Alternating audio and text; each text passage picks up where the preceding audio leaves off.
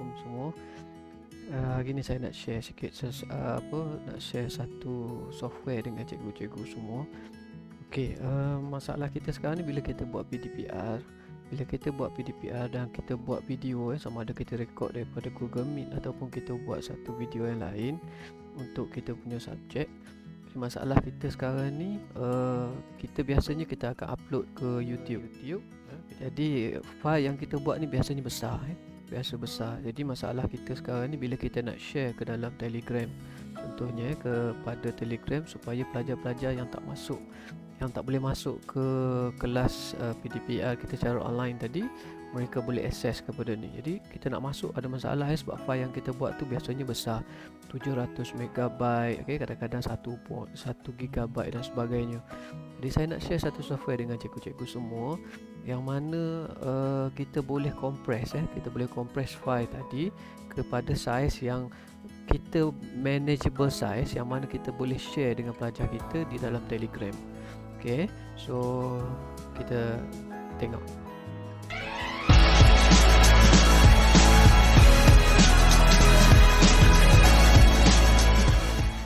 Okay, mula-mula sekali kita buka Google Chrome kita. Okay, macam saya buka Google Chrome saya lah. Okay, okay, so dekat sini, okay, kita cari Handbrake. Software ni nama dia Handbrake. Kita just search Handbrake saja dekat search bar tadi, nanti dia akan keluar macam ni. Dia akan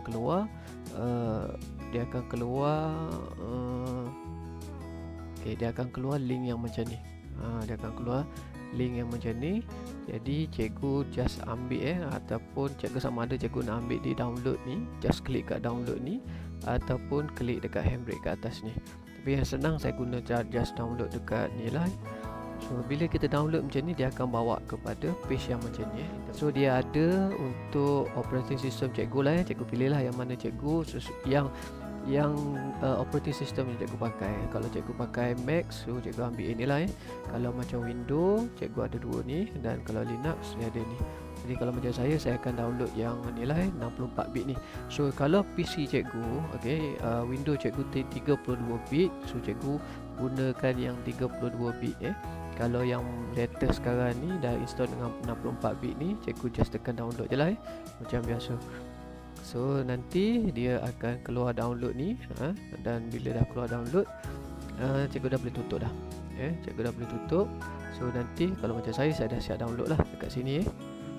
Dekat sini ni saya dah siap download dan just saya install je.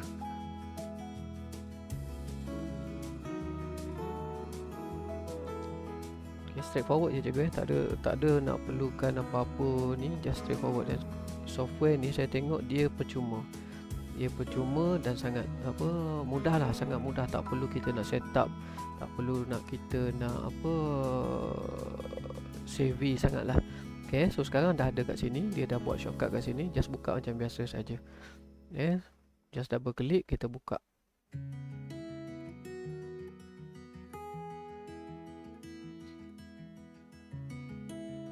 Okay, so bila dah buka, kita akan nampak macam ni cikgu-cikgu. Kita akan nampak antara muka yang macam ni.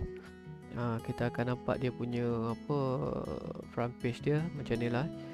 Okay, so cikgu nak besarkan ke nak kecilkan. Okay, dia straightforward macam ni saja. So kita dah ada bahan kita. Contoh kita dah buat bahan kita tadi. So macam saya ni, saya ada satu bahan. Bahan saya ni besar dia 706 MB. Sangat besar. Jadi saya letak dekat desktop lah. Kalau cikgu boleh search kat sini, cari klik file ni. Klik file dan cikgu carilah file cikgu dekat mana. Kalau dengan macam contoh saya ni, saya memang dah ada dekat desktop. Saya just klik, jangan lepas, dan drag dekat kotak yang kelabu tu. Just letak kat kotak yang kelabu tu, nanti dia akan automatic buka. Okay, so cikgu akan nampak bentuk macam ni. Dia akan nampak simple sangat-sangat macam ni. Okay, jadi mula-mula sekali saya nak minta cikgu setting, pergi dekat tools. Okay, kita setting dulu sebab kita nak suruh set format dia. Kita pergi kat preference ni. Okay, dan kita ambil output. Kita ambil output file. Okay, kalau dekat sini dia tulis MP4, kita tengok yang kat bawah ni MP4 file extension. So kalau kat sini dia tulis always use apa ni, kalau by default je dia tulis automatic je dia ada automatic. Tapi kita set lah, kita set kepada always use MP4. Okey, lepas tu kita boleh back macam biasa. Kita boleh back. Okey, yang secara asasnya kita tak payah sentuh apa-apa dah. Tak payah sentuh apa-apa dah. Sebab kalau kita just nak buat tu kita dah boleh klik dah. Okey, tapi ada sikit setting yang saya nak. Okey. So kita tengok bila dia keluar macam ni, kita akan tengok dia ada beberapa tab kat sini.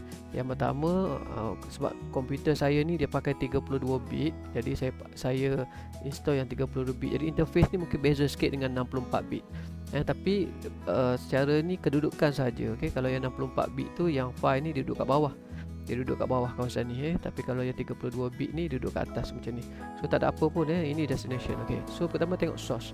Source ini adalah yang file kita nak masukkan tadi lah, yang saya dah drop tadi kat sini. Destination ni kat mana file tu kita. Okey. Kat mana file tadi. Okey. So kemudian kita pergi output setting. Kita tengok kat output setting. Kita pergi ke output setting. Dia ada picture, dia ada filter, video, audio, subtitle dan chapters. Dekat picture ni kita tak payah buat apa-apa. Kita tak payah buat apa-apa. Kita just biar macam tu je. Kita just biar macam tu. Dan kita pergi dekat filter. Filter pun sama, kita tak payah buat apa-apa. Cuma dekat bahagian video ni saja. Dekat tab video ni kita ubah suai sikit. Dekat tab video ni kita ubah suai sikit. Kita ubah suai sikit dekat bahagian di sini ni yang video codec ni kita biar H.264. Ini biar kita tak payah kacau lah. Banyak lagi kalau nak tengok ni, tapi kalau saya pakai H.264 ni saja. Okey, dekat frame rate ni dia kalau default ni dia 30. So kalau saya akan set same as source sebab kita ikut source kita, file kita tadi dia akan ikut ni. Okey, and then kita biar pada variable frame rate ni. Okey, kemudian dekat sini optimize video ni dia ada encoder preset. Dekat encoder preset ni, ni kita nak suruh dia adjust sama ada kita nak compress tadi, nak suruh cepat ataupun lambat. So kalau kita cepat, nanti dia ada sikit pada kualiti dia tu mungkin akan kurang sikit. So biasanya saya akan set pada slow. Saya akan set pada slow. Pada slow. Dan yang encoder tune, encoder profile ni saya biarkan.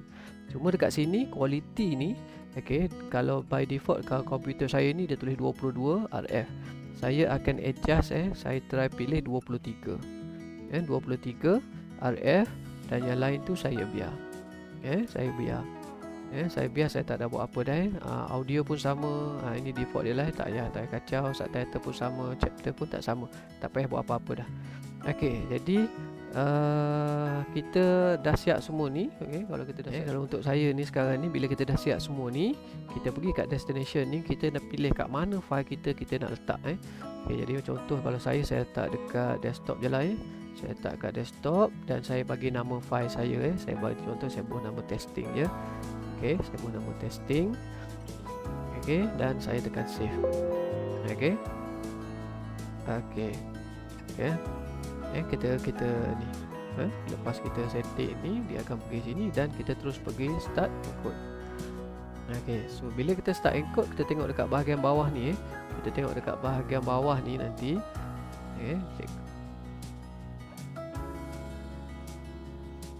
Cikgu tengok dekat bawah ni, dia akan mula dia akan tulis encoding.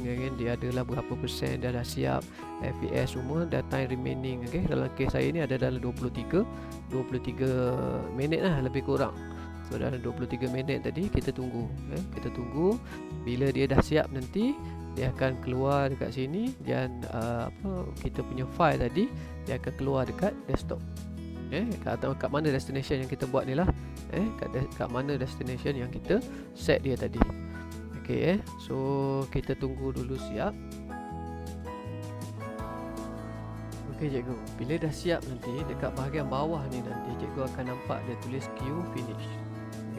Bila dah keluar queue finish ni, bermaksud benda ni dah siap lah. Cikgu boleh terus tutup. Tak payahlah ni apa-apa dah. Cikgu cari file tadi. Macam saya tadi, saya save dekat desktop. File asal dia sebesar 706 MB. Yang kita convert tadi, yang kita compress dengan menggunakan handbrake tadi, dia jadi sebesar 66.2 MB sahaja. Jadi space tu jimat kualiti dia pun tidak teruk sangat. Zarah ni, Zarah cecair ataupun gas tadi yang di bahagian bawah tadi dipanaskan. Video dia juga mereka akan menerima tenaga haba mereka akan menerima tenaga haba.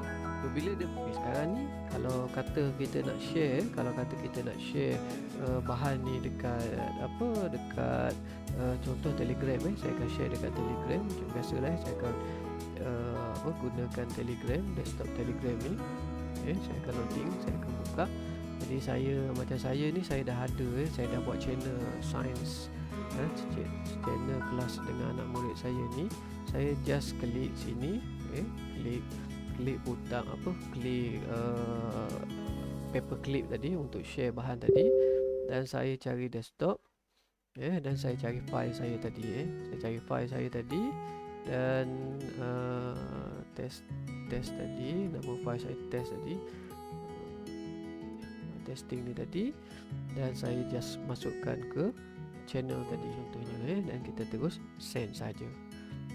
Jadi pelajar tidak perlu lagi kata kita nak belajar tu tidak perlu lagi nak pergi ke YouTube dan sebagainya. Jadi bila dia buka YouTube tu data tu pun besar data untuk dia loading daripada tu dah sangat besar. Jadi bila kita masukkan terus ke Telegram macam ni dengan hanya 66.2 MB ni, jadi pelajar kita boleh akses. Yang maknanya dengan data yang sedikit ni saja kita boleh tengok video yang tadi yang mana 700 MB tadi yang kita upload di Facebook tadi di YouTube tadi yang kita upload di YouTube tadi, kita pelajar dah boleh tengok terus di Telegram. Maknanya kita boleh menjimatkan penggunaan data pelajar tadi.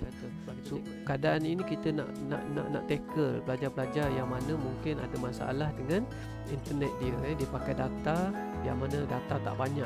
Jadi kalau kata dia nak masuk ke internet, nak masuk ke YouTube, jadi dia perlukan data yang banyak. Jadi data yang banyak. Jadi kalau kita bantu pelajar kita kecilkan file ni, kita masukkan dalam Telegram ini, maknanya dengan hanya 6.6 point something saja tadi data, jadi pelajar boleh terus tengok di channel Telegram kita. Cikgu semua, saya harapkan benda ni sangat bermanfaat sangat bermanfaat untuk cikgu-cikgu. Sampai sini dulu. Assalamualaikum.